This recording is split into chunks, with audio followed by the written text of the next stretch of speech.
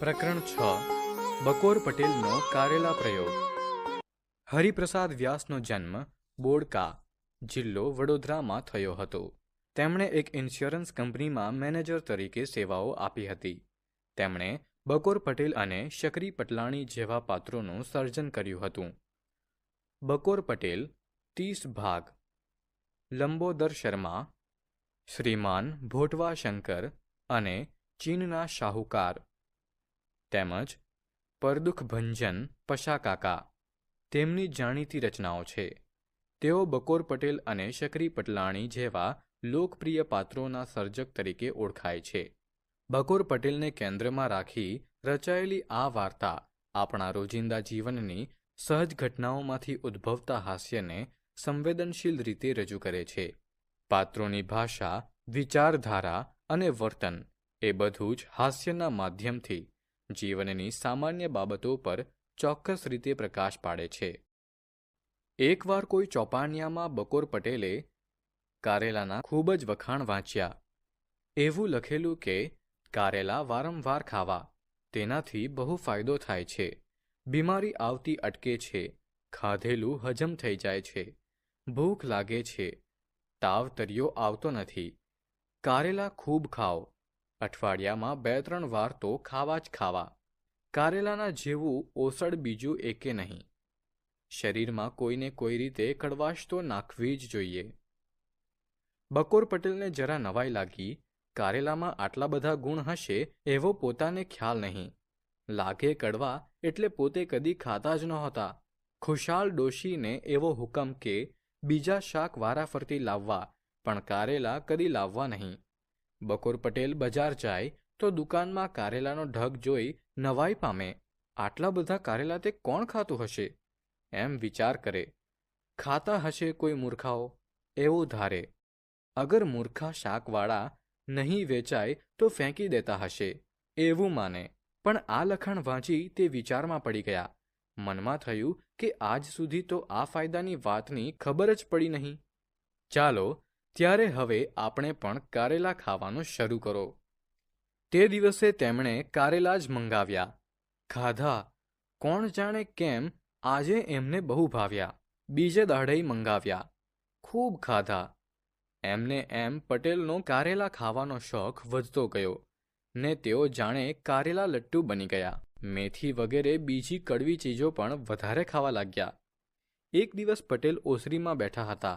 તે વખતે ટપાલીએ ટપાલ નાખી. ટપાલ સાહેબ. પટેલે પરબીડિયું ઉપાડી લીધું અને ફોડ્યું. ગોપાળદાસ એક અઠવાડિયું રહેવા આવવાના હતા. ટપાલીનો અવાજ સાંભળી શકરી પટલાણી બહાર આવ્યા. કોનો કાગળ છે? પૂનાથી ગોપાળદાસનો. ખુશી આનંદનો કે પછી પધારવાના છે તેવણ મુરબ્બી? અઠવાડિયું આવવાના છે. ત્યારે તો રોજ કંઈ ને કંઈ મીઠાઈ લાવવી પડશે. આજે શ્રીખંડ તો કાલે બાસુંદી, ત્રીજે દિવસે બરફી તો ચોથે દિવસે દૂધપાક. ગોપાળદાસને તો રોજ કંઈ મિષ્ટાન જોઈએ છે જ ને. શકરી પટલાણીની વાત સાચી હતી. ગોપાળદાસ મીઠાઈના ભારે શોખીન. રોજ કંઈ ગળ્યું જમવાની ટેવ. કંઈ ના હોય તો છેવટે બજારમાંથી જલેબી મંગાવે. તેઓ બકોર પટેલને ત્યાં આવે ત્યારે પટેલ સમજી જ જાય શકરી પટલાણીને કહી જ રાખ્યું હોય. રોજ ઘેર મિષ્ટાન બનાવે, અગર બજારમાંથી તૈયાર આણે. ગોપાળદાસ ક્યારે આવવાના છે? કાલે. વાંધો નહીં, કાલે શ્રીખંડ મંગાવીશું. પરમ દિવસે ગુડી પડવો છે, તે દિવસે કંસારને ઘી જમાડીશું. પટેલ ચમકી ગયા. નહીં નહીં નહીં નહીં, ગળપણ ફળપણ તો ઘરમાં જ ના જોઈએ. ગળપણથી જ તબિયતને નુકસાન થાય છે ને. તો શું મહેમાનને તમારા કારેલા કડવાટના પ્રયોગનો સ્વાદ ચખાડવો છે? પટેલ તો સવાર સાંજ બંને વાર કારેલાનું શાક ભરપટ્ટે ખાય. કારેલા મીઠું દઈને નીચોવવા પણ દે નહીં. નીચોવ્યા વગરનું કારેલાનું શાક એટલે નરિયો કડવાટ. કોઈ વાર કારેલાના રવૈયા, દાળમાં એ સમારેલા કારેલા અને ખાસ્સો ચમચો ભરીને કડવી મેથીનો વઘારેય. કોઈ વાર રીંગણ અને મેથીની ભાજીનું શાક, અથાણાની ઋતુમાં મેથીનું અથાણું ખાસ તૈયાર કરાવેલું, ભોજન સાથે તે પણ ઉડાવે. શકરી પટલાણીએ શિખંડની વાત કરી એટલે પટેલ બોલ્યા, ના ના ના ના ના, આ વખતે શ્રીખંડ બિખંડ નહીં, ગળ્યું કશું જ નહીં, એમને કારેલા જ ખવડાવીશું. શકરી પટલાણી જરા મૂંઝાયા, નરમાશથી બોલ્યા, આપણે પોતે ભલે કારેલા કડવાટના પ્રયોગ કરીએ, પણ મહેમાનનું શું? મહેમાનને તો રીતસર જમાડવા જ પડે ને. પણ ગોપાળદાસ હવે મહેમાન કહેવાય જ નહીં, ઘરના માણસ ગણાય. તું ફિકર ના કરીશ, બહાર આપણું ખોટું નહીં દેખાય. દાસભાઈને કારેલા પ્રયોગના ફાયદા હું સમજાવીશ. જોજે તો ખરી. એ પણ મારી પેઠે કારેલા પ્રયોગ શરૂ ના કરી દે તો મને કહેજે. બકોર પટેલ જિદ્દી ભારે, તેથી મહેમાનને કારેલા ખવડાવવાનો કાર્યક્રમ નક્કી થઈ ગયો. નક્કી દિવસે ગોપાળદાસની સવારી આવી પણ પહોંચી. ગોપાળદાસ અને બકોર પટેલ દીવાનખાનામાં ગોઠવાયા. ખબર અંતર પૂછી પછી પટેલે વાત ઉપાડી. દાસભાઈ, હમણાંનું તમે વજન કરાવેલું? ના ભાઈ, કેમ? બહુ વધી ગયું લાગે છે. બહુ વજન સારું નહીં, છાતીને નુકસાન કરે. એમ? હા હા, તમારે બહુ સાવધ રહેવા જેવું છે. ગળપણ ખાવાનું બંધ કરો. ગળપણ બંધ કરું? હા, અને ગળપણનું મારણ શરૂ કરી દો. ગોપાળદાસ ગૂંચવાયા. તેમણે પૂછ્યું, એ વળી શું? કડવો રસ, ગળપણનું મારણ કડવાશ. મેં તો થોડા વખતથી કારેલા પ્રયોગ શરૂ કર્યો છે. હવે મને નખમાઈ રોગ રહ્યો નથી. કારેલા પ્રયોગ? હા, કારેલા ઉપર મારો રાખવો. તમે અમારે ત્યાં જમવા બેસો ત્યારે જોજો ને, સમજ પડી જશે. ગોપાળદાસને થયું કે આ પણ કંઈ બકોર પટેલની નવી ધૂન હશે. બધું વાંચતે ગાંચતે માંડવે આવશે ત્યારે સમજાશે. આમ વાતોમાં વખત વહી ગયો. જમવાનો વખત થયો. શકરી પટલાણીએ ભાણા પીરસ્યા. પછી બંને જણને રસોડામાં બોલાવ્યા. રસોડામાં જઈને બંને જણ પાટલે ગોઠવાયા. સામે જ પીરસેલા ભાણા હતા. અંદરની વાનગીઓ જોઈ ગોપાળદાસની આંખો પહોળી થઈ ગઈ. તેમણે થાળી સામે ટીકીને જોયા કર્યું. પટેલે સમજ પાડવા માંડી. દાસભાઈ, આ છે કારેલાનું શાક. દાળમાં જે તરે છે તે કારેલા અને મેથી છે. મેથીની કડવાશ પણ બહુ ગુણકારી, તેથી તો અમે મેથીનું અથાણું પણ નાખ્યું છે. આ પીરસ્યું છે તે મેથીનું અથાણું. ચાખજો તો ખરા, બહુ કડવું નહીં લાગે. આ શું છે? એ રીંગણ અને મેથી ભાજીનું શાક છે. ગોપાળદાસે રસોડામાં આમ તેમ જોયું. વધારામાં રોટલી અને ભાત જ હતા. શ્રીખંડ, બાસુંદી, બરફી, સૂતરફેણી, દૂધપાક, ઘારી, મગજ, મોહનથાળ વગેરે જ તેમને તો ભાવે. જ્યારે પટેલને ત્યાં આવે ત્યારે આવી મીઠાઈ અચૂક હોય. આજે તેવી એક પણ નહીં. આજે કારેલા જ કારેલા, ને વધારામાં કારેલાના રવૈયા. ગોપાળદાસને કમકમા આવી ગયા. આવું ભોજન કદી ખાધેલું નહીં. રોટલી દાળમાં બોળીને મોંમાં ડબસો માર્યો. દાળનો સબડકો માર્યો, પણ દાળ કડવી. વળી મેથીના 4-5 દાણા મોંમાં આવી ગયા અને બધો સ્વાદ બગાડ્યો. ગળ્યું ખાનારને કડવું ભાવે જ ક્યાંથી? જેમ તેમ કરીને તેમણે રોટલી તથા ભાત ખાધા.